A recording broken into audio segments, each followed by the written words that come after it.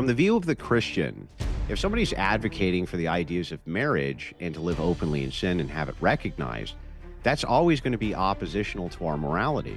So whether or not it is the case that we compromise politically and allow you to call this thing what it is, it's still going to always be in the fundamental category of you're trying to promote degeneracy from our view. I understand. Or what we would consider evil. Today, I am sitting down with Andrew Wilson. And if you spend any time in the cultural debate space, you already know exactly who he is. So let me set the table for this one.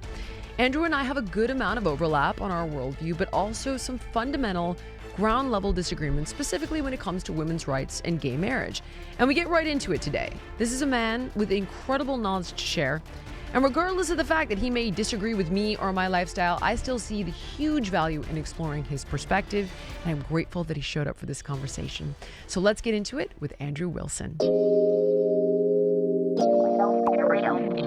Keeping it real with Jillian Michaels. And I gotta be honest with you, I'm sure that, there are certain elements of the way I see the world and the way you see the world that may not align. But when I watch you, you are such a fearsome debater. And I can tell that you have such a passion for, quite honestly, saving this country. And you really go after people equally, whether it's the right or the left, in what I perceive to be a search for the truth. So I wanted to start out by just asking, you famously were not a political pundit. I believe you were an engineer. You worked in robotics. Let's just start out with, for anybody who doesn't know, how did you end up doing this? Because you're incredibly good at it. Total accident. I really had no business being here. I was a maintenance mechanic, and I worked my way up from a maintenance mechanic into what would be an engineering position, working on robots, and then robotics. Basically, operated as a robotics mechanic, and worked in engineering fabrication for that a bit. And that's what I did. Now, when COVID, I was working at meat packing plants. That's Michigan's industry is mostly giant warehouse industry, and I've been working in large plants for basically my whole adult life. And I'm a night owl, so I always worked on the third shift crews. Well, when COVID came around, the lockdowns came around, they shut down all the meat packing plants everywhere due to various health risks. Right. And so I found myself with a bit of time and a grudge against the entire progressive left. And so I started to engage with them on various platforms like Facebook, places like this. And eventually a few of them, they started little tiny talk shows, like little Facebook talk shows. And so I would go in there and go in the chat and kind of rage at them and say, why don't you bring me up so that there can be some counter to your insane leftist mantras here? Right. And a few of them actually did, and I just obliterated them. And so I kept doing that, and then it started moving over to YouTube. People started kind of clipping it out. And then, some other prominent left-wing debaters, maybe they just needed content, wanted to debate with me. And I said, sure. And so I tangled with them, messed them up real bad too. And then it just continued from there. So I had no idea that I would ever be in a prominent position for right-wing speakership. I had no political contacts whatsoever. I don't come from a family who has any involvement in politics, at least not any more than talking about it. They're all basically blue collar.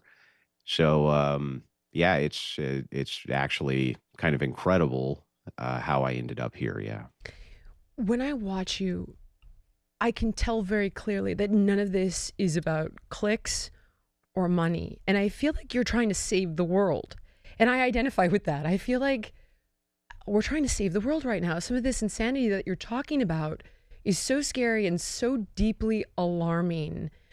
Off the top, what do you think the biggest threat is? Is it legacy media?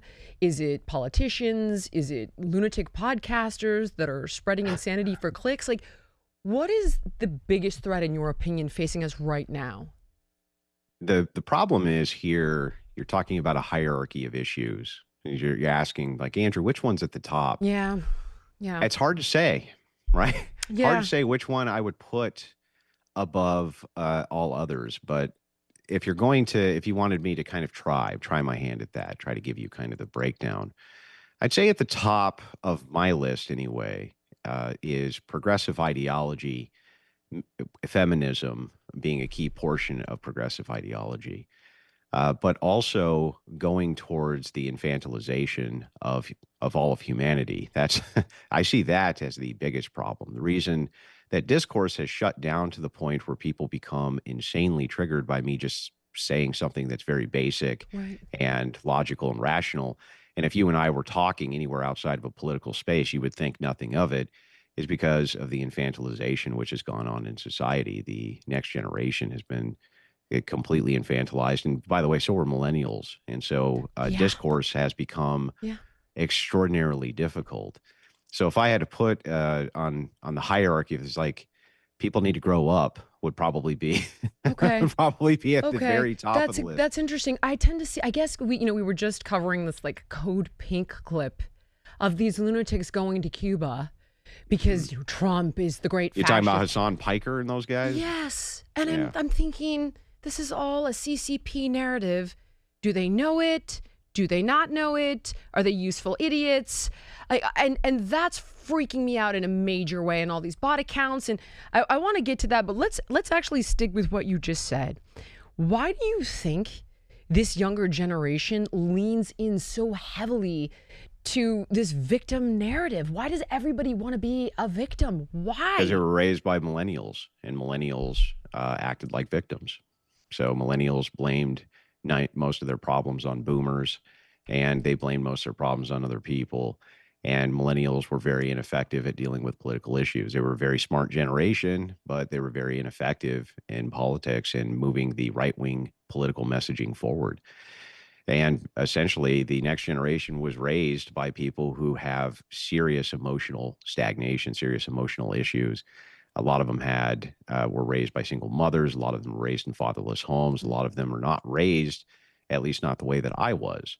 And that's become a huge problem for basically emotional stunting in all of humanity, at least in the Right. West. And so discourse has become what it is. It almost seems laughable at this point how we actually have discourse with each other. I just did one of those Jubilee debates. Yeah, I saw it. And you know what's funny? It was 2 hours, and you're trying to communicate a much bigger message. In particular, one, now that you mention it, of not externalizing these issues and taking responsibility for your feelings. So you don't blame the world for where you're at. Because if you In that case, wasn't it just a bunch of fat chicks complaining? It ended up being, I got through to one who's very sweet that I fortunately am able to work with, but pretty much that's it. And it was, I don't like the O word, and I want to be called fat bodied, and it was all the same stuff you're talking about. One of them ended up reaching out saying, I'm willing to take your help if you're willing to give it. I got through to 1 out of 20, which is, I guess, you take each and every victory that you get, but they were so attached to this narrative that they were othered and they were shamed. And I just kept thinking, there's no way out of this if this is what you're going to hang your hat on constantly. Don't people want But a way isn't that out? infantile? Don't you think that that's infantile behavior? Of course. Like But what do we do about the very first thing, whether this goes in the video or not, I don't know. But the very first thing you said to me is like, Andrew, you should probably quit smoking because I feel like, maybe your family needs you. In your words, you said the world seems like it needs you maybe a bit. I could have taken, I guess, great offense to that. I could have said, how dare you? How could you talk about my lifestyle choices like this? You barbarian, you horrific person. Or I can understand that the criticism doesn't actually come from you concern trolling or being a bitch. It came from the idea that, hey, that's really pretty bad for you. You should probably step away from it. Very first thing, right? But this is how adults talk to each other. They talk like this all the time to each other, and it's like the fact that you throw a fit because you're really fat and won't put down the fork is like that's part of what I'm talking about with infantilization of people. Right. And this is the primary problem that I see with the left and the progressives is that they're perpetually infantilized. They want safe spaces. They want things their way and only their way. It can't be any other way, or you're a Nazi, you're fascist, you're evil, you're a horrible Crazy. person. I know. Any type of value structure which you have, which might go against their value structure, instantly puts you in the evil category. These are very like emotionally unstable, mentally unwell people, and Yeah. that's what we're up against. And if you wonder why it is that politics seems so crazy, it's because there's a lot of people now who exist in the world that you and I live in who are actually crazy. Okay, that's fair. That's a fair point. Do you think that there is a way to get them to see through this? So when I look at people like Alex Preddy, for example, this guy, I wonder if these millennials or You mean Renee the Good. nutcase who kicked out the rear? Okay. Yeah, Okay. the nutcase who decided he was I going to understand. kick out the tail light. I Yeah, understand completely. My question, though, is as he's doing this, I think he truly believes that he's fighting the Gestapo and of he's course. some sort of hero Yeah. in his own movie. And you hear this narrative from the left of, oh my God, I was just dismantling this clip of Joy Reid and like how America treats women as badly as Iran. And I'm like, are you actually stupid? Or are you just the devil? Like, which one is it? Because there's no universe where you could draw these parallels, right? Like, but then someone like Alex Preddy and Renee Good are like, yes, I am fighting the Gestapo and I finally have meaning in my life. Like, I don't even know what we're dealing with. Like, do these people Well, not know? Do they know? What are we dealing with? let me ask you a question. Maybe through the question we can get to the answer here. Okay. Um, do you think that people need dogma? Like No. you don't think so? You don't think people Do need we? dogma? They need something to believe in. They need Oh, I something get to what you're move saying. towards. Of course, a belief system, sure. And I Yeah. understand that religion provides this, right? Principles and a way to Foundationally, live. I right? understand that completely, yes. Yeah. So if that's the case, though, and that goes away, isn't it's got to be replaced with other dogmas, right? And what progressivism is, progressive ideology and left wing ideology, it's a form of dogma, no different than religious dogma from Christianity or Islam or Judaism or anything else. It is a form of dogmas. They move towards immaterial concepts like rights and things like this, and they present those as though they're factual and given and granted the same way a Christian would with God. I appeal to Okay. God for human dignity and for how you treat people and for all of this stuff, right? They Yeah. appeal to another mystical fairy tale called rights and human, things like this is just all fairy tales that are made up. So if that's the case, right, if you're going to remove one dogma from society, it's going to be replaced with another. Now, in Christianity, we call this concept the telos. The idea is that this means like your purpose. Okay. Christians know what their purpose is. My purpose as a man is to have a family, it's to obey God's word, it's to take care of my wife, take care of my children. There's certain ways that I'm expected to act within the community. There's charity that needs to be given. There's Mm, certain forms of tithing. Like I know what my purpose is. I know exactly what it's supposed to be because it's all grounded through this deity and the dogma, right? right. If all of that's gone and the entire foundation of everything that people have always believed, which is that, is removed, the dogma has to now be replaced. Well, what the progressive left has replaced the dogma with is my freedom and my rights and my this and my that. And so anything which they can then perceive as a threat to this is fascist Nazi. That's their Oh, I Satan. get what you're So they saying. have their God Yeah. and they have their Satan. And they have their own forms of dogma around their God and Satan, and the right is their Satan. And so you got to remember from Preddy's view, when you put it in the proper context, he was fighting the devil, right? He was Okay. fighting demons. Yeah. Ice are demons. They're not people like you and I. They're demons. And this they would never frame it this way, but that's how they act in reality, is as though this dogma, which they've come up with, is good versus evil, bad versus, not bad, this kind of thing. Okay.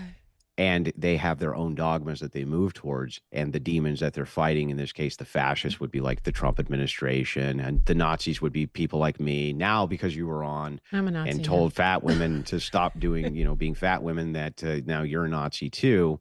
I've been one for a So while. but you're part of an ethos in which the dogma is showing you to be a demonic entity. You're against some form of whatever their highest calling is, in this case I can do what I want, girl. Nobody can tell me what I can do. I'm the boss.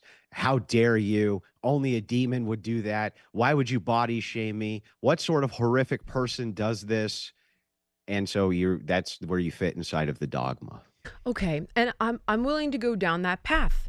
Fair, no Okay. problem. They see the world this way. Here's where you're losing me completely. Okay. I'll go back to the Code Pink situation. You have a bunch of people on a plane going to save the Cubans from the evil imperialist West, and I'm thinking, you are with an organization that is representing the CCP. If you want to talk about human rights offenses, they harvest the organs of their political prisoners.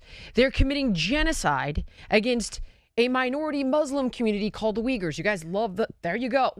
How then, where is the hierarchy of evil? It's right in front of your face. If you're worried about human rights abuses and you're a feminist, which I want to talk to you about, because I don't really understand what you and Crowder mean about this, and he and I didn't have a chance to talk about it on the one time we did get a chance to talk. But okay, I'm a feminist. Andrew, why then am I not more furious about the Islamic regime in Iran? If I'm all about transing children and gay rights and all of this, why do I not appreciate that in the vast majority of Muslim countries, gays get shoved off of a roof? Like, where's the disconnect there in the hierarchy of evil? Well, you're being consistent so foundationally, however you were raised in a nation which at its foundation, its core and its roots comes from a pan-Protestant belief structure, therefore a Christian belief structure. All the things that you believe about human dignity and human rights and how people ought to be treated and how adults have discourse and all of this actually spawns without you even knowing it from these various ideas, and also from progressive thinkers like John Locke and others like this who introduced these other philosophies which mingled with the pan-Protestants and created the sort of Americana philosophy that you grew up with. Okay. You have to understand that for these people, that doesn't exist. That was all deconstructed for them. They don't have the same views that you do. Their whole worldview is flipped 180 degrees. It's being revived with another sort of dogma. America is actually the great Satan. Yeah. The people who are in it, who are white, are designed to be oppressors. There's an oppressor-oppressed class now. The Cubans are actually misunderstood. They have been oppressed by an evil system which is designed to stem the glories of communism, which is designed around another form of dogma called equity. And equity is making sure that each person is given basically the same exact opportunities and same exact resources to have those opportunities, whether they had access to them or not. These are all dogmas which actually are against the sort of belief structures that you grew up with. And that's where that major disconnect is. You say, but it's right in front of their face. Well, that doesn't matter. Everybody interprets the world through a worldview. You do it, I do it, everybody does it. We have biases which are associated with those worldviews. So even if things seem apparent, obvious, and logical and rational to you, to the observer who's interpreting it through an oppositional worldview or a different worldview, they actually don't even perceive the situation the same way you do. I know. And so really what you're trying to do is get at the pillar of that worldview, kick it out from under them so that you can change their mind. The one girl who probably changed her mind on Jubilee, you probably went after the foundation of her belief. And when you did, it clicked, right? Wait a second. But I need you to understand something that's important. You might wonder why it is that they get so scathing and why it is they can become irrational and they get so angry. When that happens, if you eliminate a worldview from a person, that actually causes physical agony and pain. It's called cognitive dissonance. And when a person enters into cognitive dissonance, it's a very painful, transformative experience for them. And it's like decimating, it's soul crushing. And so people will actually do a lot to preserve a bad worldview rather than go through the experience of cognitive dissonance. Okay. I've been doing a little spring reset with my closet lately, focusing on quality over quantity. And I'm building a wardrobe of pieces that are well-made, versatile, and easy to reach for every day. And that's why I keep coming back to Quince. The fabrics feel elevated, the fits are thoughtful, and the pricing makes sense. Quince makes beautiful everyday pieces using premium materials like 100% European linen, organic cotton, and super soft denim with styles starting around $50. Their spring pieces are lightweight, breathable, and effortless. They're the kind of things you can throw on and instantly look put together. And that same focus on materials carries over into their accessories, like their leather bags, which are made from 100% hand-woven Italian leather and honestly look way more expensive than they actually are. And this is because Quince works directly with ethical factories and cuts out the middleman, so you're paying for quality without a brand markup, right? You save a ton on the most amazing clothing and accessories because you're not paying that middleman. So refresh your spring wardrobe with Quince. Just go to quince.com/Jillian for free shipping and 365-day returns. Now available in Canada too. Go to quince.com/Jillian for free shipping and 365-day returns. Quince.com/Jillian. I have a hard time understanding that simply because their worldview is causing them so much pain to begin with. And yet every time I engage in these kinds of conversations, there's always ad hominem attacks, whether it's on peers, you're a white nationalist. I've been called everything. Every single, bigot, racist, transphobe, that is the number one go-to the point that it's just so friggin' absurd. You don't even register it anymore. But on Jubilee, they were all like, I hope you don't have a daughter. Oh my God, is this how you raise your kids? And I stayed super calm and cool, but I thought, what a disgusting way to tackle an argument. Pretty horrible, huh? Yeah. And here you are trying to take the moral high ground. It confounds me. It confounds me, Andrew. And I think what but you have to remember, through their worldview, they have the moral high ground, and you're assaulting the moral high ground. You're the one who's the attacker. You're the aggressor. You see, they didn't come to you and demand that you tell them to put down the fork. You're coming to them and telling them they need to put down the fork. Therefore, you're the aggressor. You're the evil one. You're the victimizer. You're the oppressor. Right? They didn't do nothing. They were just minding their own business and eating their third course of McDonald's for the afternoon. And here you come trying to tell them what they can and can't do. Yeah. And this is what I mean by paradigms and the way that we interpret the world and worldviews. And I learned this from years of debating professionally with every prominent leftist essentially on planet Earth, and will continue to do so. It's incredible. Their worldview operates in a completely in trying to break it down and understand it is the key to their defeat. And it's difficult for people to do. And it's difficult for people to change their minds, especially in politics, because of the ideas of cognitive dissonance and the kind of pain that people go through having to actually make those sorts of shifts. Now, they're better people for it almost always, but it can be a very painful experience. Why can I change my mind? Now, to give you an example, don't hate me, former liberal, your COVID absolutely pushed me to the center, and then everything after that has made me center right, a little farther right. Having said that, I would argue that a lot of my positions haven't changed. I was never for open borders. I would never have transed kids. Like, these are the party. I'm also a classic, the left me. Having said that, though, there are definite things I changed my mind on because I was informed in a different way. And even looking at Trump, I thought, oh my God, when he was voted in 2016, I was like, oh, he's the devil. I believed Russia. I thought he was a rapist. I believed all of that. And then over time, as it started to come out and I was presented with facts, I was able to shift my worldview and say, wow, I got that wrong. Holy cow. To be fair to that, let's explore that a little bit. Okay. Is it the case that was a painful experience to do? Like, that you had to shrug off a lot of the things that you really thought you knew, and now you're kind of coming to these realizations that, maybe some of the kind of foundational beliefs you had about the world, they're not true. I thought it was liberating.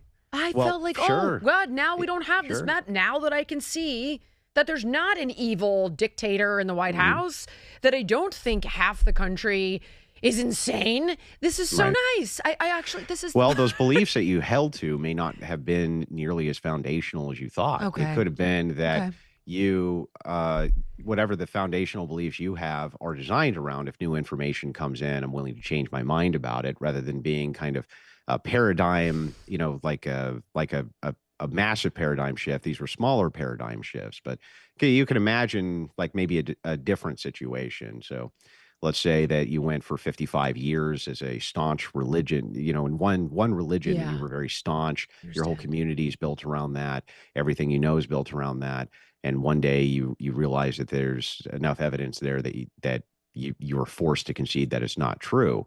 Well, your whole life is now completely bottomed, right? Everything is now turned I upside get it. down, I see it. and now Yeah. you have to interpret information a brand new way you're not used to, things like this. So it could be in your experience that was more, it was easier to do. And don't take offense to this because I don't No, mean it no, to be no, no, no. offensive, God, please. but it's I will possible take no offense. you didn't have that these were not serious foundational beliefs, but rather just interpretations based on those Yeah, foundational beliefs, that's right? entirely possible. 100%.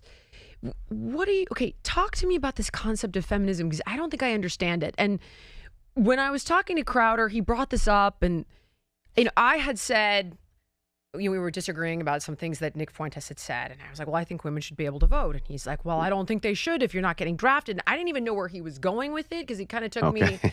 So what? I'm like, Sure, I can and when explain he it. said, I was like, what are you saying? I didn't Well, understand what he was even saying. What is this well, I'm kind of glad like, we had the conversation before this kind of about dogmas okay, and worldview and belief, right? right. Feminism is a dogma, and it's a very religious dogma because Okay. it relies on the idea of egalitarianism and equity, and those are things we just grant ourselves. Like people should have that because they should have I that, get it. but most people don't really have a grounding for why they think that. It's just kind of beat into them as part of the new Americana, Okay. or what we would point at as the emergence after the post-war consensus of World War II. But to explain this and express this in like really kind of simplistic terms for the audience and for you, it's really in the definition.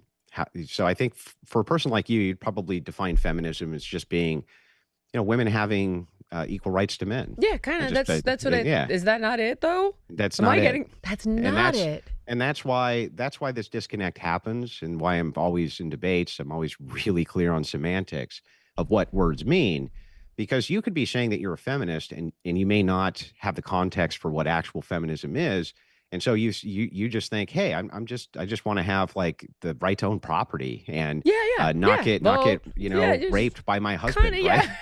And so that's it, and that seems rational and reasonable, doesn't it? So I understand that, but here's what feminism actually is. Okay. Feminism is a movement towards egalitarianism by deconstructing the patriarchy. Oh, I That's the get what you're key. saying. Yeah, so you're Okay, saying by it's the fundamental deconstructing the emasculation patriarchy. of men.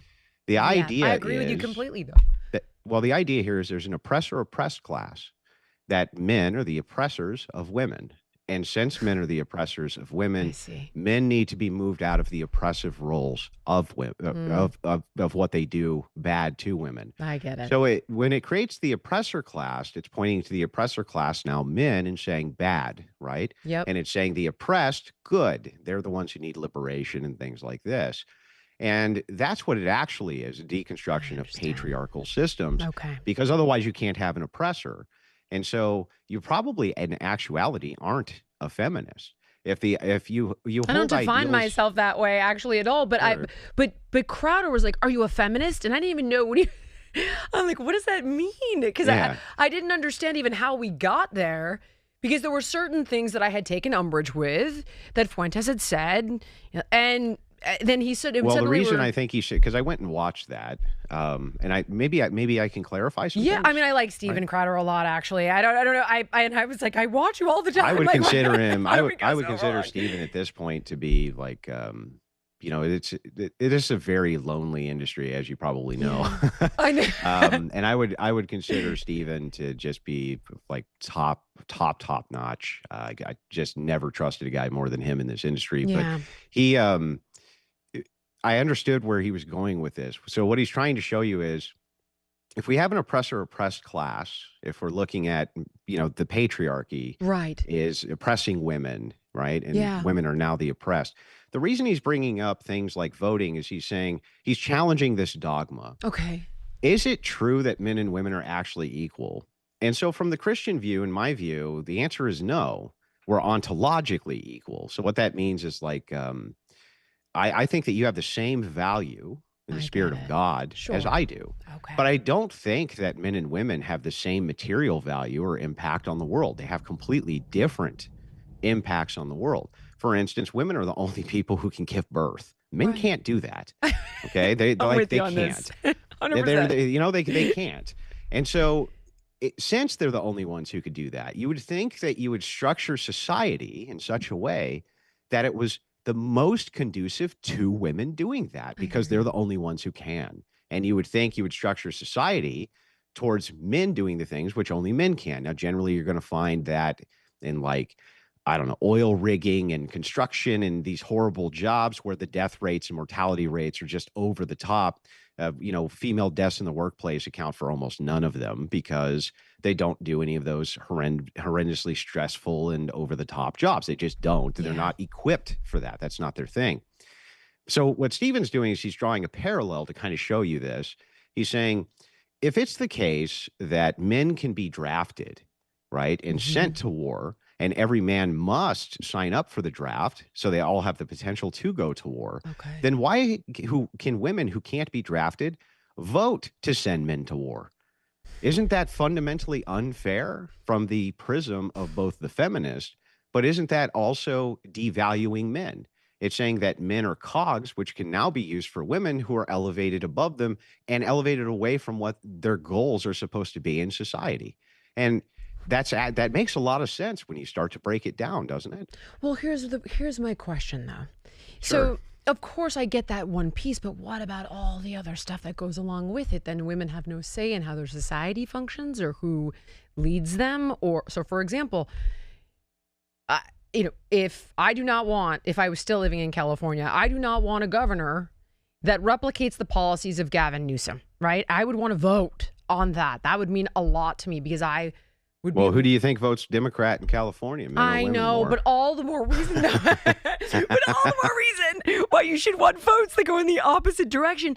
And the point being, like, yes, I appreciate the draft component, but aren't women? I thought, by the way, quick sidebar, I thought there was a conversation to draft women because I had this conversation with Sebastian Younger like a year ago. The military wouldn't want to do it because let's just say they did.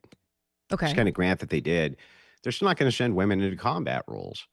And so it's the fundamental unfairness would still be there. And the reason they can't do that, right, is if you had a real war, not like playing in the sand where you have 2,500 deaths in 10 years, but like a real war. The first thing that the enemy would do to demoralize your troops is they would capture your female soldiers, they would rape them and send them home pregnant. Like that's factually what they would do. Yeah. I know I'm being very blunt No, here, I know. but that is in fact what they would do. And so they're never going to have in mass women in frontline roles in combat. Even in Israel, where they proclaim that that's the case, they've really the distinctions between the soldiers are so over the top that they can't hide it either. We've never had a female Navy SEAL I for a know. reason. I know. They can't cut the mustard. But there's something kind of there that you touched on that I want to touch on. That's a good point, a good counterpoint that you make. You say, but what about the fact that I want to have say in society? I want to have say in what's going on with the social order. I want to have say in what's going on. I think that that's a fair criticism from a feminist position, but I'm going to give you some counter evidence here that might maybe change your mind. Okay. Before women could vote, they got an amendment passed, and the amendment was to ban alcohol in the United States. That was the amendment that they got passed before the 19th. So before they were ever even allowed to vote, they had so much influence in society that they were still able to do one of the rarest and most difficult things to do politically, which was pass an amendment, get one passed. That was women and the women's temperance movement that did that. And the reason women had so much more authority in society and control in society absent the vote, the anti-suffragettes, the ones who were against women voting, which were mostly women, by the way, made this point pretty precisely. They said, well, we have the moral high ground. So we're looked to as the moral figures of society. We're the matrons of society.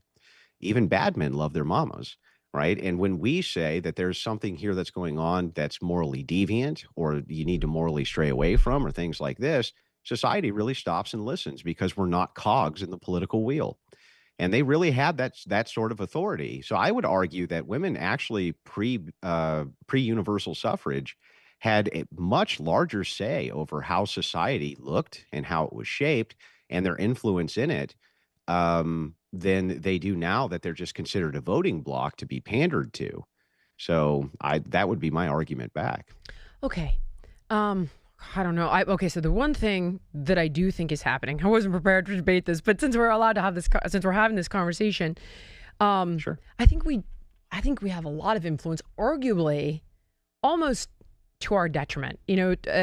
Dr. Drew and I got in a conversation about this, and he was talking about the over-feminization, right? And you're talking about the emasculation. So I don't necessarily know that I would agree that we had more influence then. I would almost argue we have more influence now to our own detriment because we're feminizing kids in school. You've got this very female sort of ideology. Corolla talks about it, about how, we don't let boys be boys. We don't let men be men.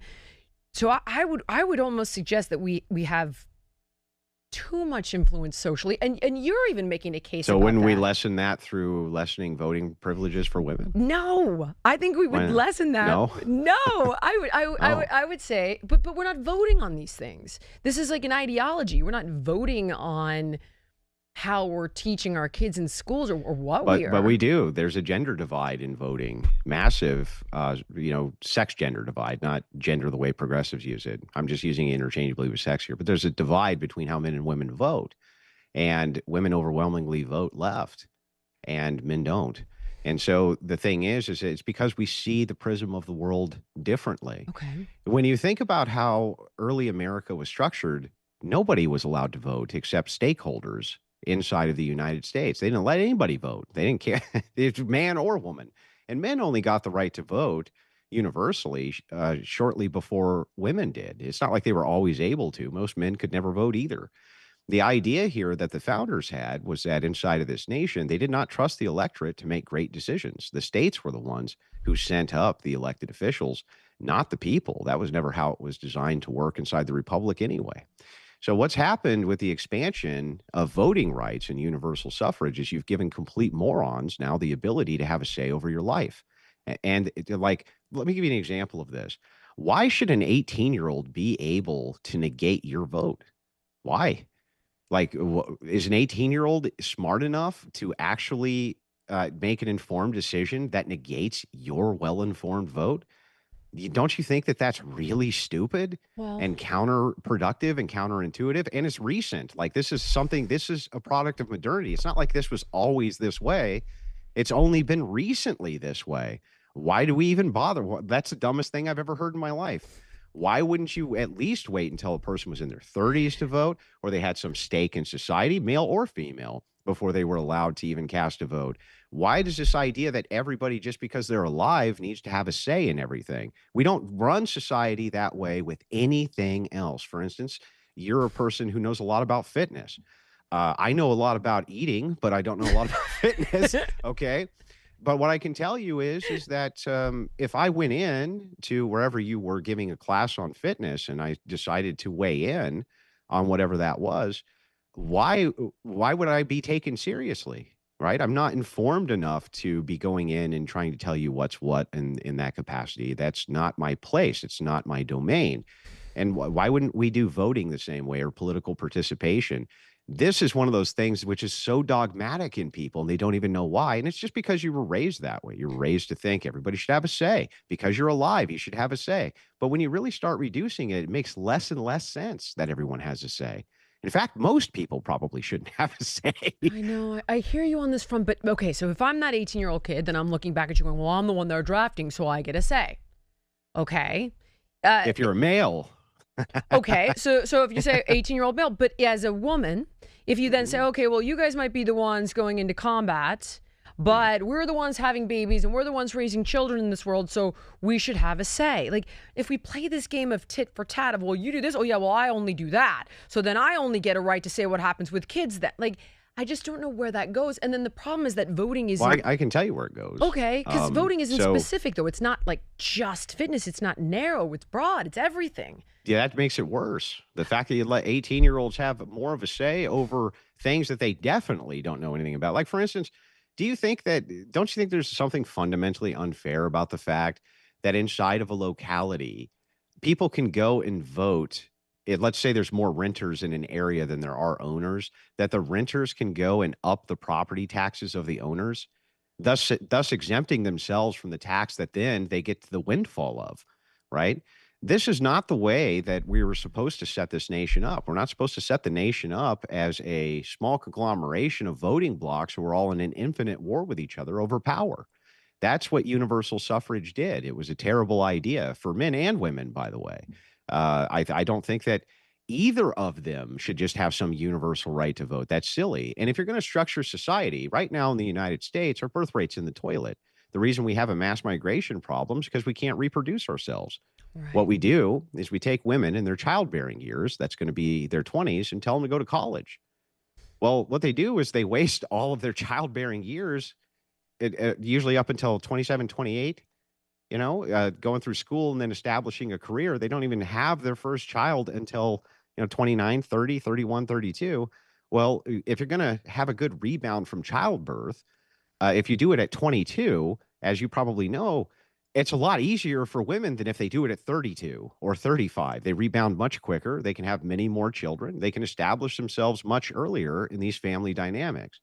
What I'm Okay. looking at is the overage of what's good for society in general. You can have the kids, we can't. But we can do the wars, and you can't. We can Okay. do the protection, you can't. Women have an elevation of privilege inside of society that men don't have. When the Titanic goes down, you get the lifeboats, and so do the kids. We go down with the ship. Men are set as the expendable fixture in society, and women the privilege. But you can't ask for the privilege and then not reciprocate that men have the authority. And so the idea is, who has the authority? You can Okay. have either privilege or authority, but you can't have both. Okay. Okay. Um, so if I'm 22, I'm going to be the worst parent on the planet. Uh, What? well, I mean, I would have been. Why? Oh my God, I was just a complete. We're saying 18-year-olds can't vote. We want them 4 years later to raise a kid. I certainly didn't have the mental capacity. Well, I mean, that's 4 years. If you raise the voting age to like 24 or 25, that would be a lot better.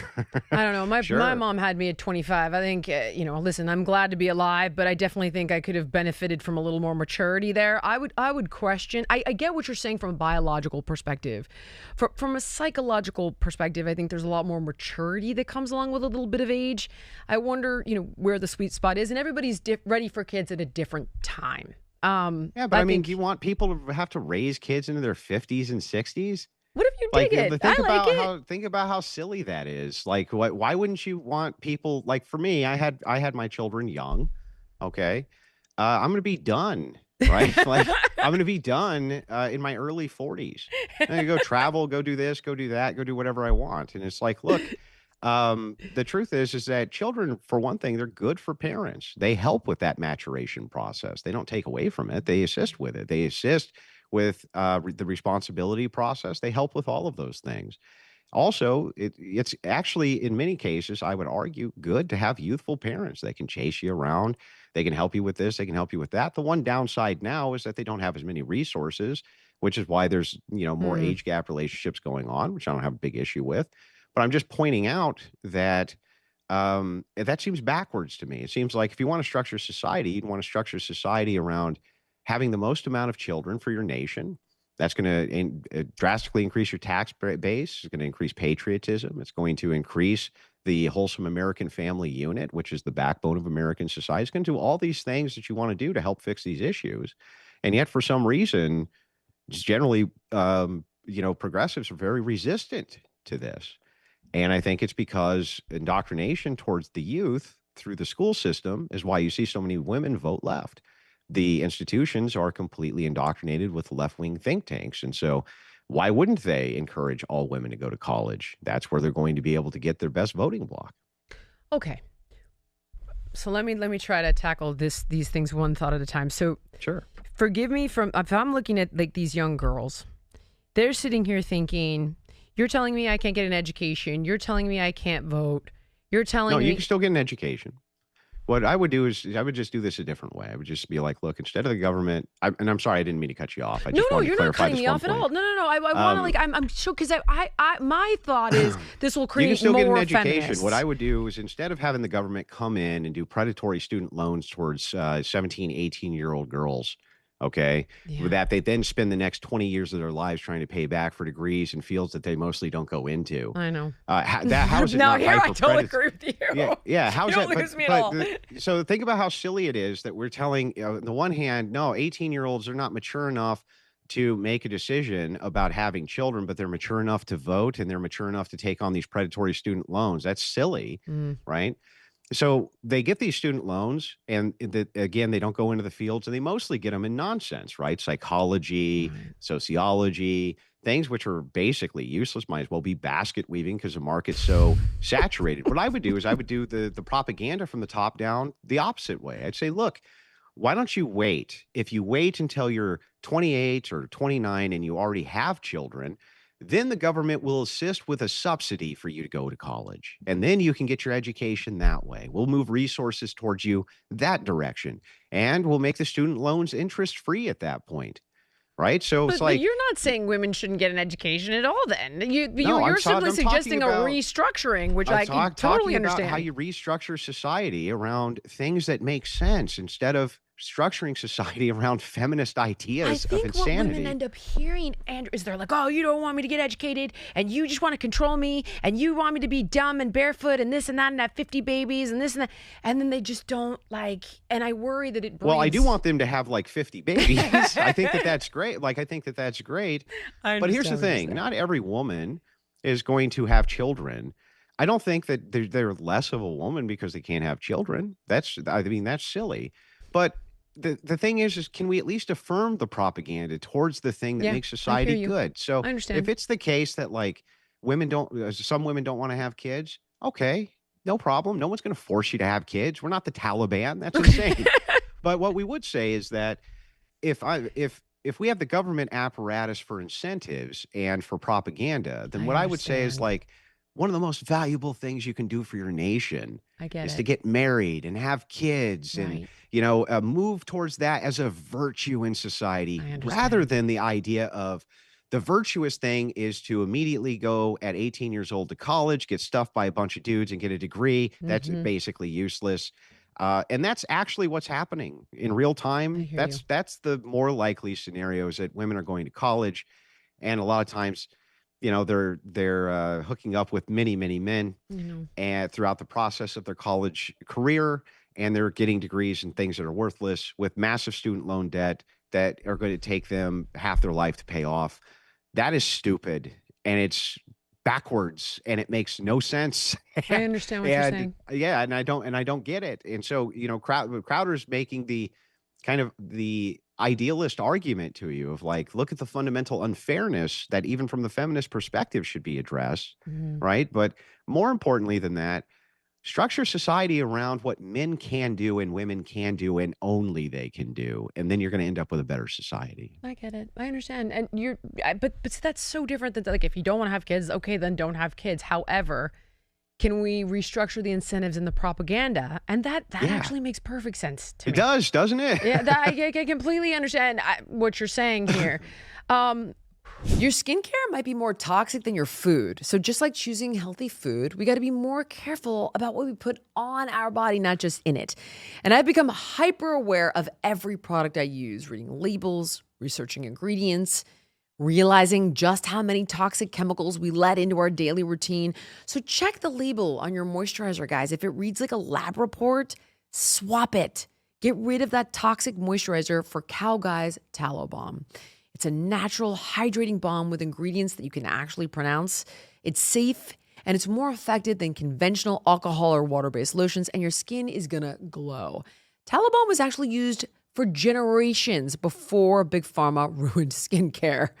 Use it as a lotion on your hands, your arms, your legs, your face, your lips. Use it for eczema, psoriasis, dry skin, normal skin, just as an everyday moisturizer. Plus, it's an American-made and rancher-owned company in Texas.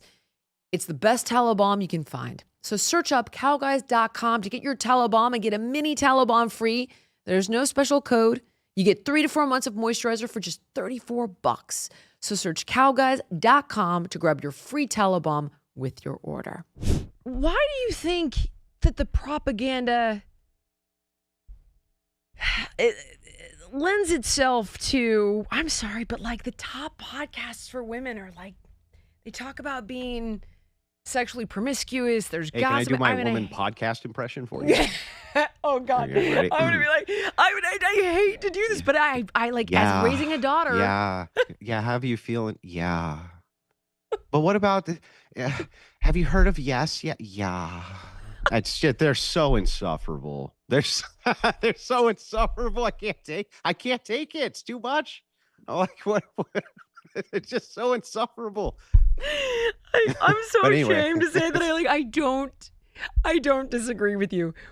What is that? Do you think? What is the? I just see all of these narratives, and you're bringing up a few of them, but there are so many others. What is behind this propaganda? Do you think? Because I'm starting to think it's like. China and Russia and radical Islam. Like, am I losing my mind? Like, I genuinely am starting to think this. Yeah, like you're not. The thing is that with the ideals of universal suffrage came the ideas of voting blocks, competing interests with each other. So it doesn't really feel like much of a United States, does it? Oh my God. No, it doesn't. It feels like we're a bunch of small tribes and we're all warring for power. And that's actually what we're doing, because we all have we have different blocks of ideas with different interest base of those ideas. And we're competing because for the power of the vote. That's what we're competing for. We want the biggest block we can get so that our ideas win. Okay. And so that our worldview is the one that ends up kind of taking over or becoming the dominant worldview. That's the very idea of what it is that universal suffrage did. And so with all these different worldviews competing, really is it any wonder that things are so divided and they feel so divisive and they feel like it's very tribal? Well, it feels like that because it is. So you're not crazy. You're not going mad. When you see that people are like, what the hell are these people over here thinking? Well, they're thinking within the confines of their personal interest and worldview, and they want power towards that worldview, and they're going to take actions towards that. That's one of the other problems with everybody can just vote. It's always been silly. Pure democracy didn't work inside of Greece. It's never worked anywhere it was tried. Democracy expanded. It's always a terrible idea. We have a republic, checks and balances, a system in place which is designed specifically to check government power, but also check people's power, right? It's designed to do that. And the universal suffrage has kind of created an imbalance to that. And so I think we got to retract a lot of that and move backwards towards what worked, because what's going on right now doesn't work. What did work? I mean, I just remember life being easier as a kid, but my mom voted, my dad voted. I mean, would you be okay with, let's say, a competency test to vote? So if you're 18, you have to pass a competency test and knowledge of the issues, some way to prove you at least understand what you're voting on? I'm not even sure a test would be the best idea. I think that there's a multitude of ways to do this. And all of them have kind of their pros and their cons. And I think that that's the debate which should be had, rather than we should just grant that this is just the way things are, because it's not a good way to live. Okay. But some of the ways that you could mitigate this, you could do what's called one household voting. And that would just be like married couples can vote, right? And you only get one vote per household. And so the idea there is that a husband's not divided against their wife, right? You have one house voting. That's one way that you could do it. But there's problems with that too. Then I'm going to be like, what if I'm not married? Now you're going to force me to get married. It's that's part of the incentive though, right? Part of the incentive is like, well, if you're married, you're probably going to have kids, and those kids are probably going to be much more well-adjusted in society than if you have them unmarried. So that would be part of like an incentive program too. So that's one aspect of a way you could do it. I'm not saying that's the one I advocate for, just kind of giving you different options which have been presented. Another stakeholder, meaning you have to actually have property bought and be paying taxes on it. Though I think that that's they're going to tell you they can't, and then it's a trap because it's all set up. So then you're going to hear that one. Yep, and also that could be the least effective for other reasons that I don't even think are really relevant to the conversation. Okay. But it could create other issues. One really good proposition from various libertarians that I think has a lot of merit is that people who pay more into the system than they get out of the Oh, system I should be able to vote. And so I this like creates that. incentives for people who want Now to you're vote. speaking my language. Yeah, so that gives incentives to people who want to I like vote that one a lot. to become a net gain I get to what yeah. society Mhm. rather than and what that would do ultimately is it would also cut down social welfare, it would cut down social programs, it would cut down entitlements, which is the largest spending in the United States. So Wow. you could look at that option. I get it. There's a multitude of ways to kind of look at this where it's like we're not going to even you don't even have to disenfranchise women. It's not even that's not even necessary. Women by a natural process will just limit their votes anyway because they'll be less interested in that from the political perspective. And so, by the way, will many men or even most men. The whole idea here, though, is that you want the people in society to vote who have either the best stake towards the thing Right. or they have the education on the thing. And there's only so many different ways you can do that where you're kind of narrowing the bracket down to the people who really should be doing it. And it Okay. also that will cut down tribalism drastically. And So if so I can show that I'm contributing, just mhm, hypothetically, right? If I can show sure. that I'm contributing and I'm invested in our country, it doesn't matter. Would you say, okay, at that point, doesn't matter if you're a man or a woman, if you're equally giving back to the system more than you take, would there be some sort of equal playing field there despite having testicles Yeah, or you ovaries? could sure you could have the system set up if egalitarianism is still the mode that you want to operate under. Like I want to I be don't think you're equal. ever going to get, If Andrew, I that's just don't, no yeah, woman is going to be like, yeah, take my right to vote. sure, sure. There's No, I no look, universe. And it's going to make them more. but I want to let you Like, know that evil once upon a patriarch. It's going to lean time, into that, though. yeah, but once upon a time, it was the opposite. That What do you women mean? said women are never going to want the right to vote, and it was women who said that Was that a better overwhelmingly. time necessarily, though? I mean, Yes, I don't know. I'd have to ask my grandmother who passed away. 100% a better time. Well, I mean, it wasn't better technologically, but but that was due to the confines of it being pre-industrialization. But even post-industrialization, when you still had some limits on voting, yeah, I would say that at least the spirit of the U.S. was a far more moral place and a far less degenerate and horrific place to live in, for sure, when it came to those issues. But That's interesting. that aside, I'm just saying, yes, you could make it completely fair across the board, men and women, if you wanted to. And the idea here is just, hey, if you're a net gain to the system rather than a parasite on the system, you can go ahead and cast your ballot, male or female. I wouldn't have a problem with that system Look, I because don't it have a problem with that limits system either. suffrage. Yeah, That's well, it like, limits suffrage, and that's my ultimate goal, right? Is to yeah. limit suffrage down to prevent the ideas of tribalism and things like this, and also to prevent all the money which comes into politics from third-party systems and NGOs and think tanks and things like this, and PACs and super PACs, which just pump billions and billions of dollars into the Oh my system in order to God. influence these various voting I blocks. know. That's where all that money comes in. I know. Do you think that there is any universe where that can be reformed? Because Yes. you do? Because Yes. it without being able to reform the campaign finance, I just don't know how you ever can I ask you this?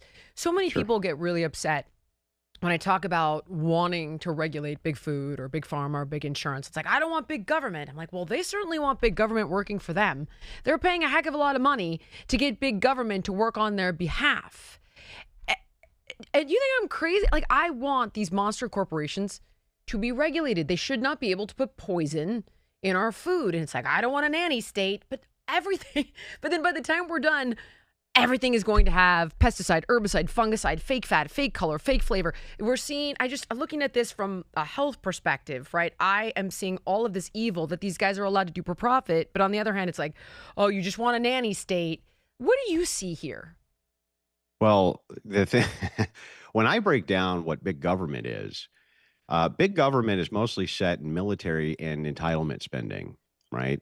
So that's where it all is. Entitlement spending, especially, that's the number one expenditure that we as a country do is on entitlements. The second is military.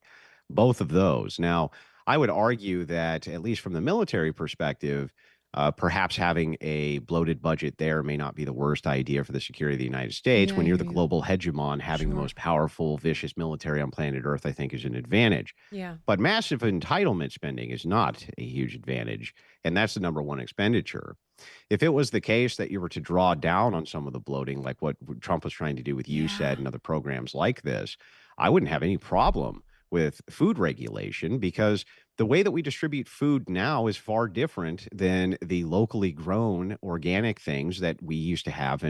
in ages past when people did not have these massive stomach issues and all of the various autoimmune system issues, which basically are all coming from the things that they eat. My wife has talked about this pretty in depth too. She's a kind of on the fitness aspect of things like you are. I don't know why the hell she's with me, but that's her thing, right? And I don't think that there's an actual problem there with the idea of regulating out actual poisons. In fact, that's one of the few functions government is supposed to have Okay. is to take care of the health and welfare of the people of the United Right. States. That's in the Constitution itself. Okay, thank you for that. Because sometimes, you speak on more conservative, or when I go on more conservative news channels, it's like, okay, but we don't want a nanny state. We really don't want big government getting involved. I'm thinking this is Well, exactly. that's small government in comparison to the things that are actually big I get it. government. I So understand. if I was gonna point out like big government, I'd be looking at what many other things before I would look at whether or not testing in meat factories for listeria was Yeah. going to be, cut from the budget. Does that mean that there wouldn't be waste, fraud, and abuse in that system? Of course, there would be. But there's a lot more waste, fraud, and abuse likely to come up in systems where Somalians are pretending that they have daycares and taking in hundreds of millions of dollars of Crazy. tax-paid dollars to take care of the elderly that they're not even taking care of, and that's happening in multitudes of states now that it's being pointed out. And the thing is like a little bit of oversight there actually would have saved the state, maybe billions of dollars. Right. So when you're talking about the bloating of government and big government, we're talking about Reagan's ideas, of cutting government down. But you're supposed to cut out departments which are useless and worthless and are not doing any. They're not really assisting with the health and the welfare of the people. One thing about food intake, and now in the world of vaccines and medicine, where people are getting prescriptions for all sorts of things, that industry, of course, you want to have oversight on for the purposes of regulating the health and welfare of people. Like Right. that's part and partial of how things ought to operate inside of a nation, right? That's the point. You're going to have some oversight there. Okay. But I do think that you can cut down the size of government in other arenas, and you would save way Right. more money than trying to cut it out of food safety. Okay, next question.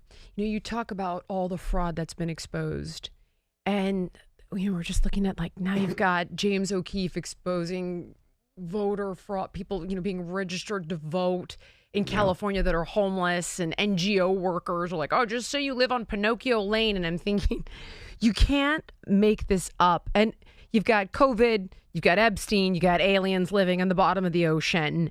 And now you've got voter fraud that we were all told.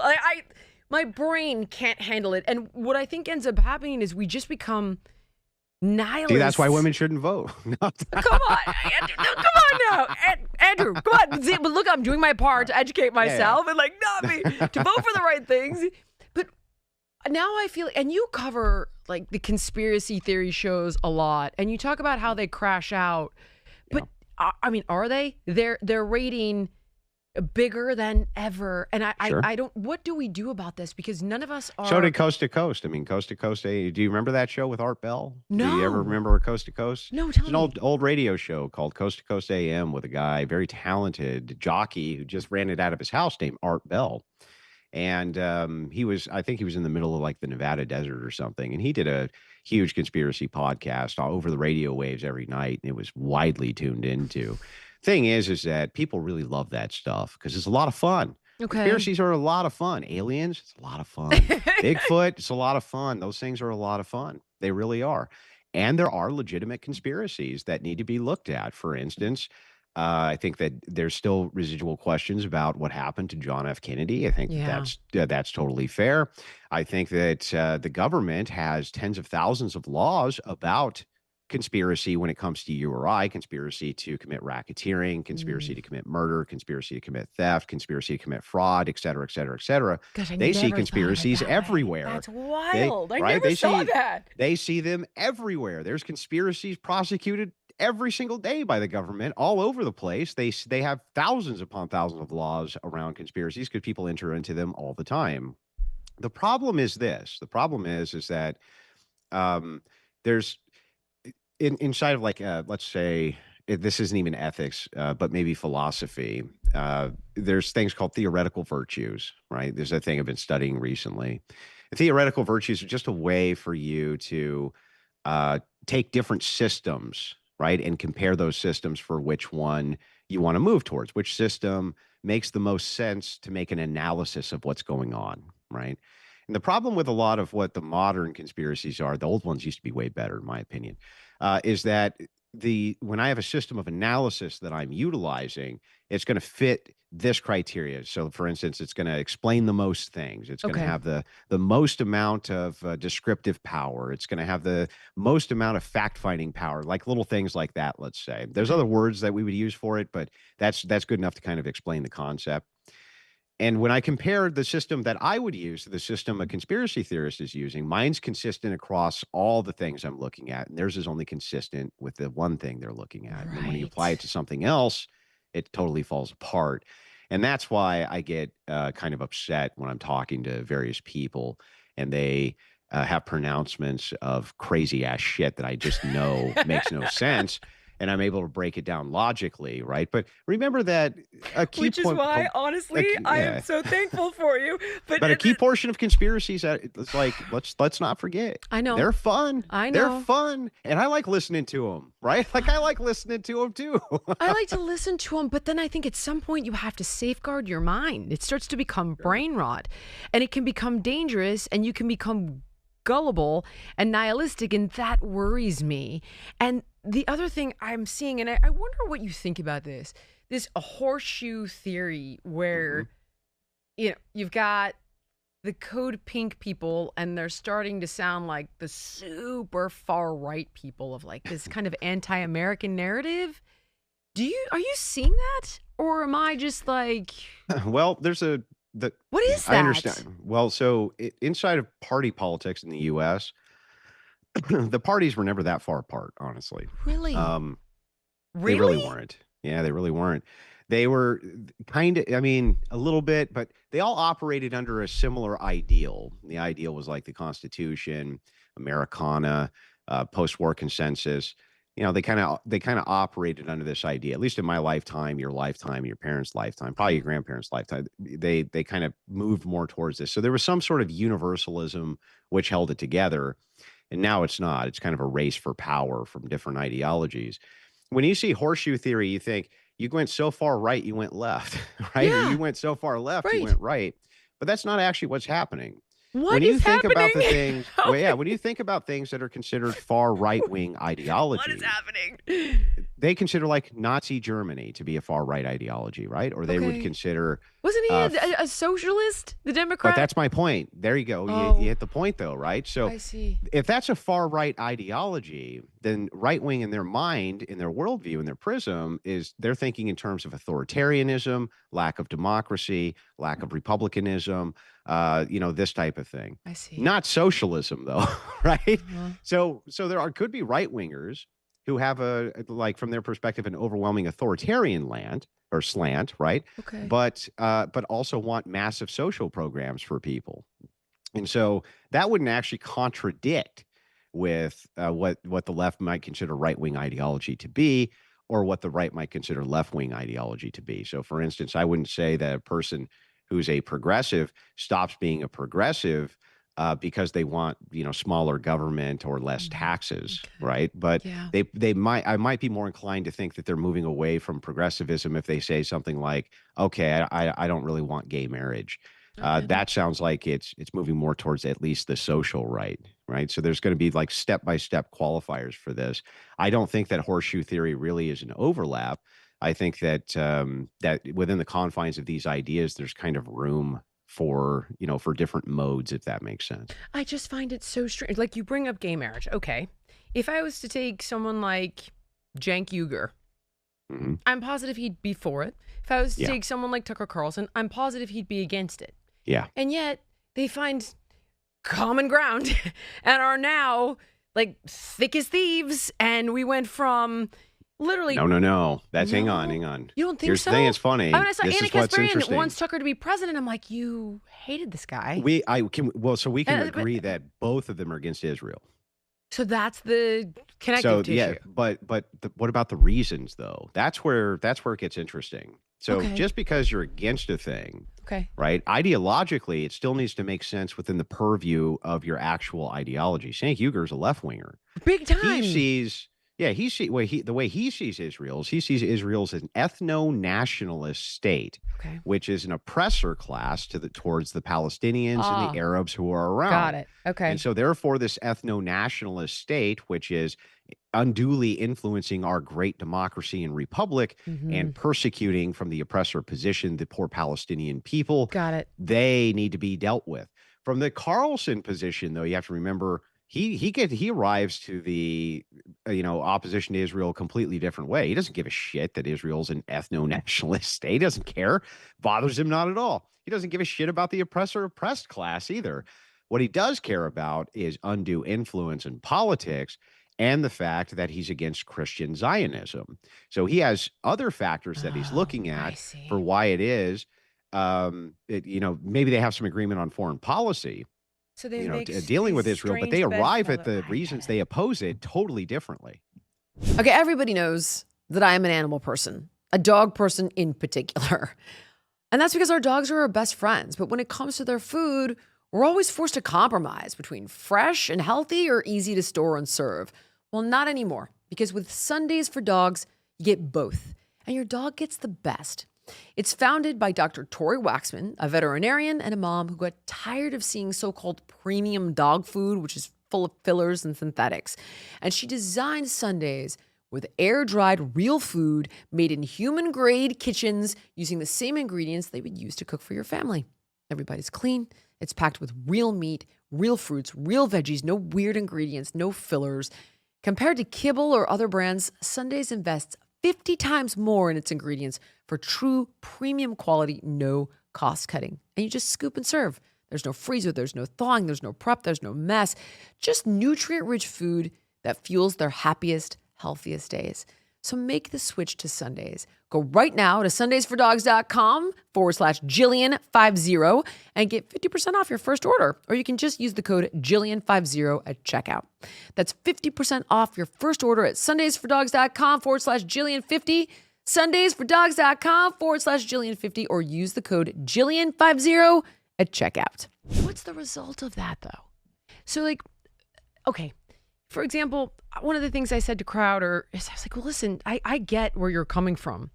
But if someone like Charlie Kirk is a coalition builder, would you be willing to form a coalition with the people who are more moderate to get your agenda largely pushed through?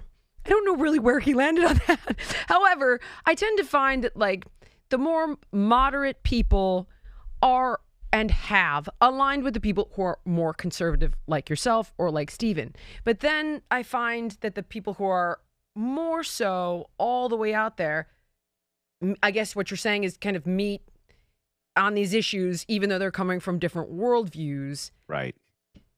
And so it's when you get the intersection of the worldview that it gets really interesting. Okay. For instance, Carlson, even if Carlson and Cenk agree on some foreign policy prescription towards Israel, because they view it as some kind of threat for completely different reasons. The dangerous aspect to that is even if they unite on that particular front against that particular issue, is that whatever coalition they build with each other to do so is going to instantly begin destroying each other the second this issue is out of the way. It's not a real coalition because there's no value overlap, none. And so Crowder's position is very similar to mine. He understands that there needs to be value overlap in a coalition. And if there isn't, then all that's going to happen is you're going to build something that's going to implode, destroy itself, maybe cause more damage than if you hadn't built it in the first place. So a guy like Crowder's not going to get in bed with anybody who he thinks is going to have any kind of immoral overlap inside of a coalition he's trying to build, and I don't blame the guy. I understand what you're saying. Does that make sense? It does make sense. I Yeah. guess it makes me sad because I know that when I look at I know that, feelings don't matter. I appreciate that, but when feelings matter in politics. Well, when I lot. look at someone like yourself, and I look at someone like Crowder, I largely agree with you. And then we come to an impasse, obviously, because I'm gay and I know how you guys feel about all of this. And would that mean like we could never be allies on certain issues? Like, what does that mean? Is it's like, okay, No. Jillian, like I'll speak to you civilly and we can debate these things as human beings because we live in the same country? Or could it be like, listen, we'll ally on the things we agree with. On the things we don't agree with, if the day comes where we go to battle over these things, obviously it would be civil and respectful and may the best man/woman/American win on the issue. But like, where does that leave us? Because I got to tell you, Andrew, like I like you a ton. And I feel like there's this elephant in the room where I know that what I stand for as a person goes against what you believe in. And I can't change that. I wouldn't change it. I love my wife. I love my family. Where does that leave someone like, and it's okay. You can tell me the truth. If it's like, yeah, Jill, I just never would, whatever. That's okay. And that's life. But where does that leave us? Well, I'll explain the best way that I can. Okay, I'll take it. Hit me with it. I've thought about this issue quite a bit. So the best way for me to draw the parallel is in the religious element. So I'm an Orthodox Christian, and I'm not a Roman Catholic, though. From the onlooker, Protestant onlooker, they seem very similar. Okay. But most of the nation's not Catholic or Orthodox; is Protestant, and I need their help. I need their help to abolish abortion. I need their help on the religious front to do all sorts of other abolishments that I need, which are moral abolishments, right? That I consider moral imperatives.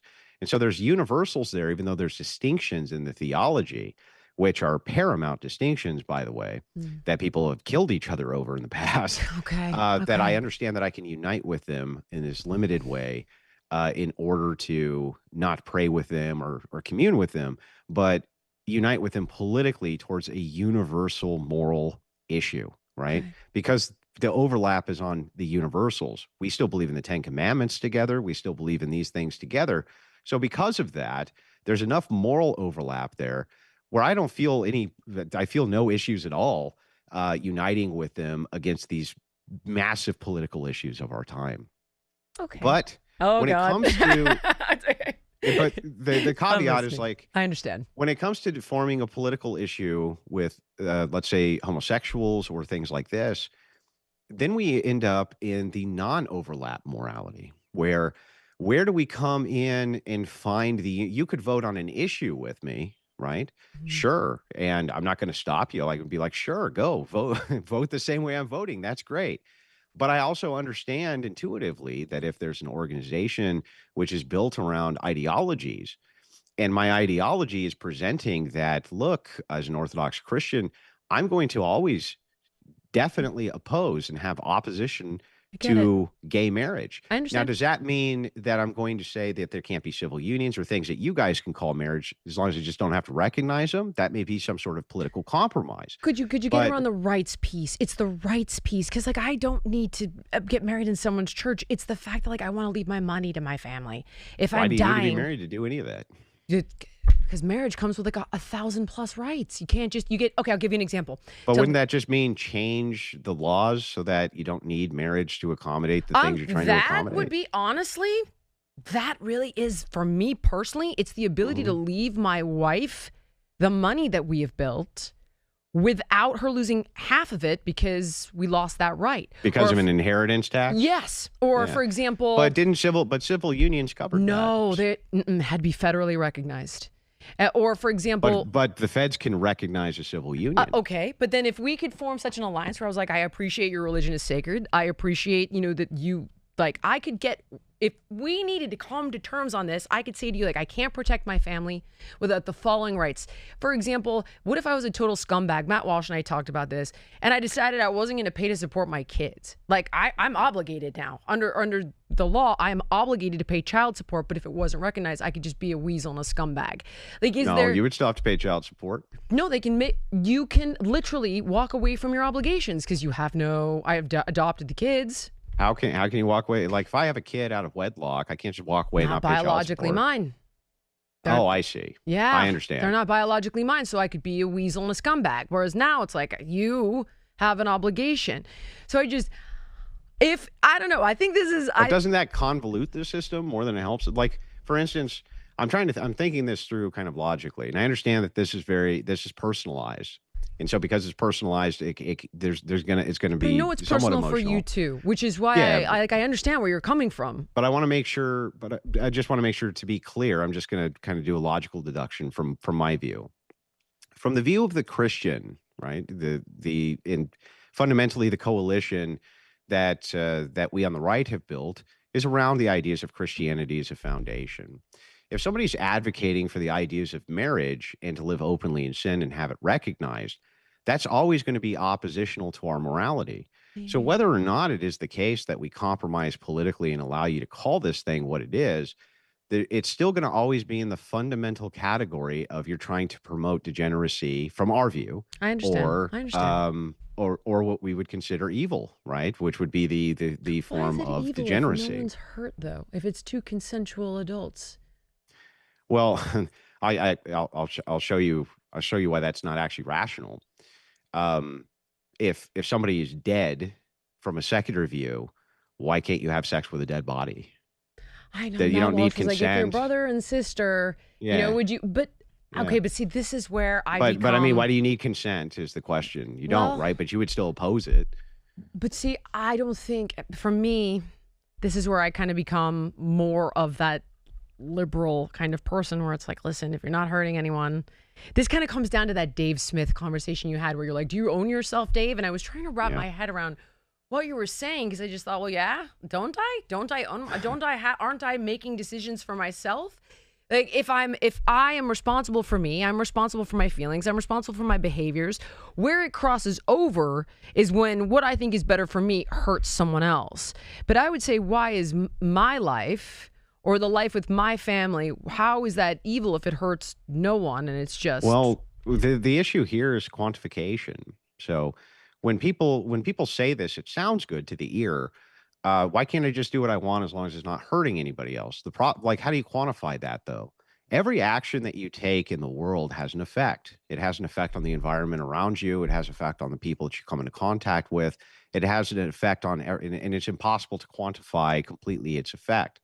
So the reason that we're not like, well, you can if you're like a shitbag person, we're going to have an interpersonal relationship with you is because we intuitively understand the quantification problem, which is like, I don't know how many like immoral steps a shitbag person has taken, only that the effects of everything that they've done have been bad for basically everybody around them. Now, I'm not making this comparison to say that homosexuals are doing immoral actions all the time. That's not my point. My point is just that it's impossible to create the quantification for you to even have the kind of like necessary grounding to say, hey, I'm not hurting anybody else. Well, I mean, how do you know that?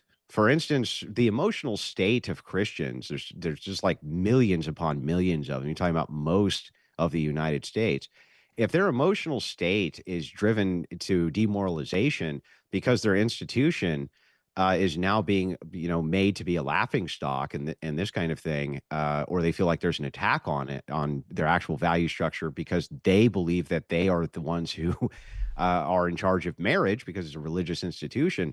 How do you quantify the effect of their pain? How do you quantify the effect of what it is that they actually feel? Like, how do you know you're not actually hurting these people? It's just the idea always comes down to like, but I'm not doing anything wrong. It's like, well, but you're not really quantifying it the right way because there's no way for you to do that. There's no metric to do that. And so the idea of self ownership is this way, right? It's like you own yourself. Why? Because you say so. What if I say I own you? What makes that incorrect? How do you point to me and say, no, that's not true? It's like, well, I got the leash, right? I got the whip. I've got the this. I've got the that. What makes it true that you own you and not me? Other than force at that point, right? So that's basically what I reduced it to with Dave was that ownership is just I have thing plus force. If we're talking about this particular instance, we're talking about morality itself.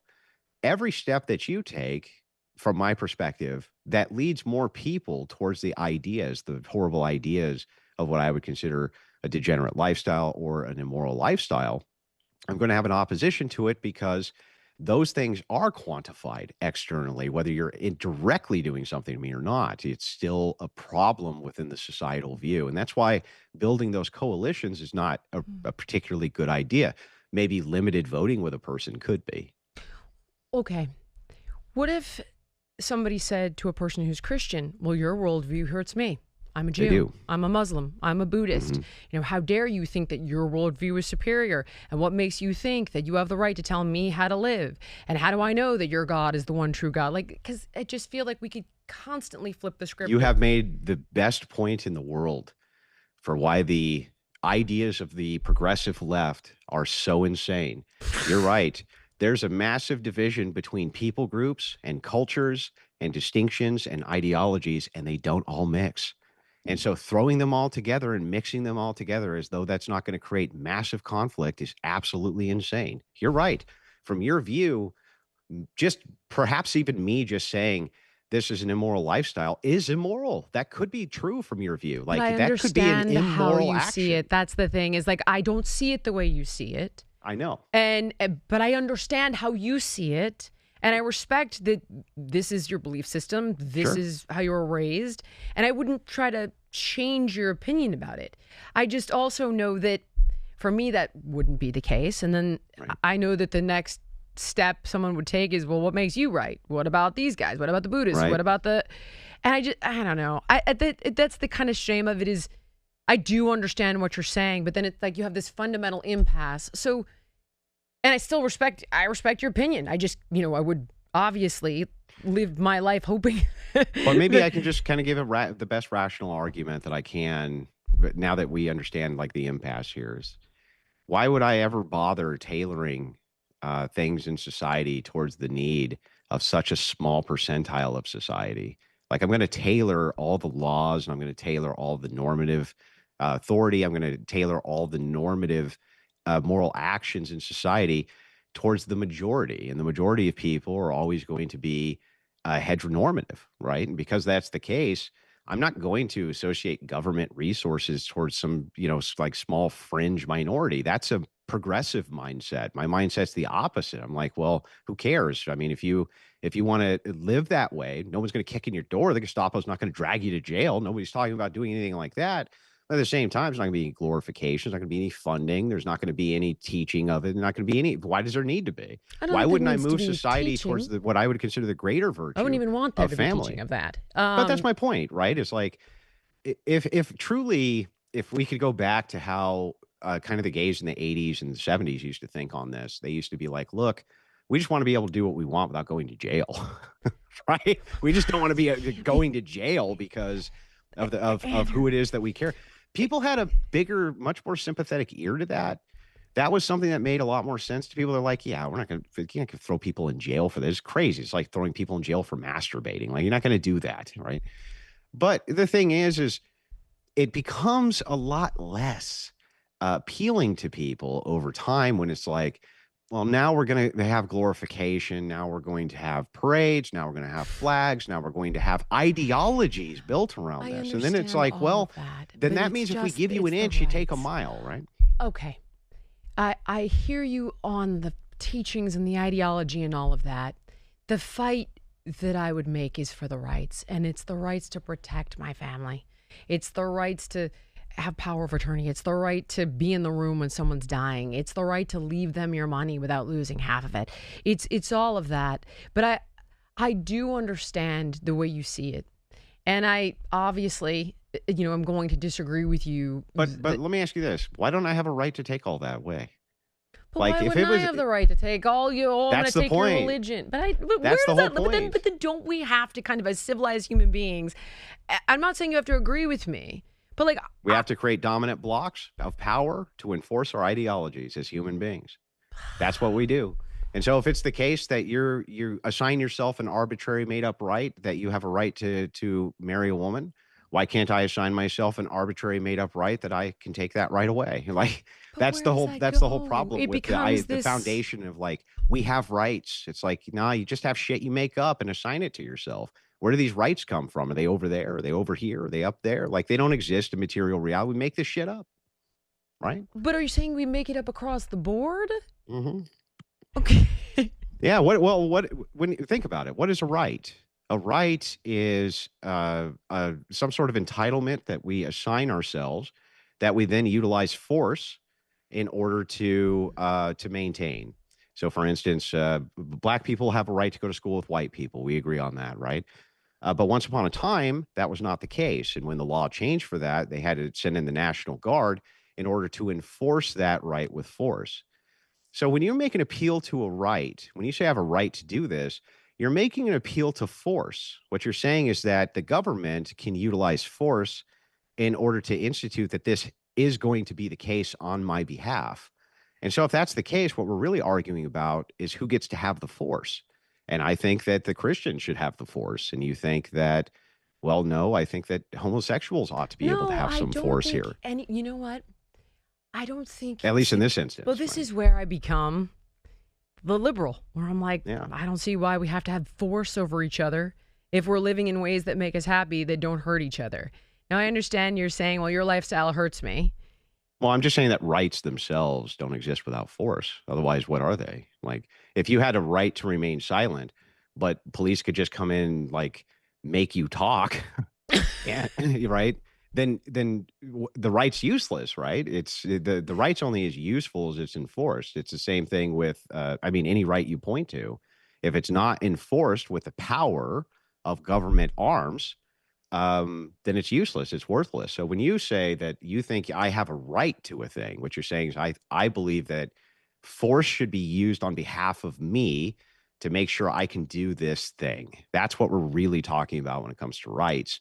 And that's why really what we're always talking about in these parallels with the progressive mindset is who gets to have the force. And so since I know that that's what we're talking about, I'm like, well, us, right? I want my side to have the force, I you understand. I know? just And you're don't like, see well, it as but like this. I want my rights also enforced. And it's like, okay, I get it. But, They can't coexist.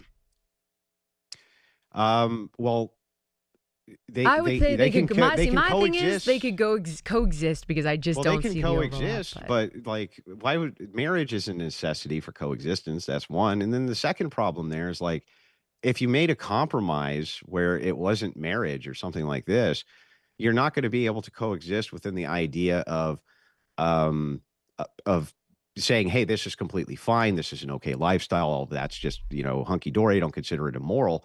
That's not going to be able to coexist with another person's ideology of this is an immoral lifestyle, this type of thing. Those two things can't square there. It's p and not p. It's a performative contradiction. I can't pretend this is moral and not moral at the same time, and neither can you. You can't pretend what you're doing is immoral and what I'm doing is moral, or vice versa, because we're in diametric disagreement on what the thing is, the moral claim that we're making. We're just in diametric opposition. So if that's the case, no, they can't coexist. They, at least not that way, not morally. They can coexist in the same way if like nobody's gonna come in and like kick your door open and send you to jail or imprison you, or anything. Nothing bad's going to happen to you over that. But yeah, they might use government force to make sure that yeah, you're not getting married. But again, you're just basically assigning yourself an arbitrary right anyway. So I don't see why it's improper for the Christian side to be like, no. I would actually if I don't want to take up too much of your time, but I would love to look at this a little bit deeper if that's okay with you. I understand Sure. how you feel. I think there's maybe more for us to litigate if you would be I okay agree. with it. Okay, so Sure. I'm going to air part 1 of this. Okay. And I look forward to part 2. Me too. And whether Me you too. like it or Anytime. not, I really like you. And while Well, we I don't appreciate agree on that. everything, I appreciate you coming to talk with me, and I appreciate the way you see the world, and I appreciate the respectful conversation as well. Anytime. Thank you so much for having me. Well, I hope you guys enjoyed part 1, and I'm looking forward to part 2. Do me a favor and drop in the comments exactly what you'd like to see us talk about in our second conversation. And as always, please like, share, comment, subscribe, because it helps a ton with the algorithm.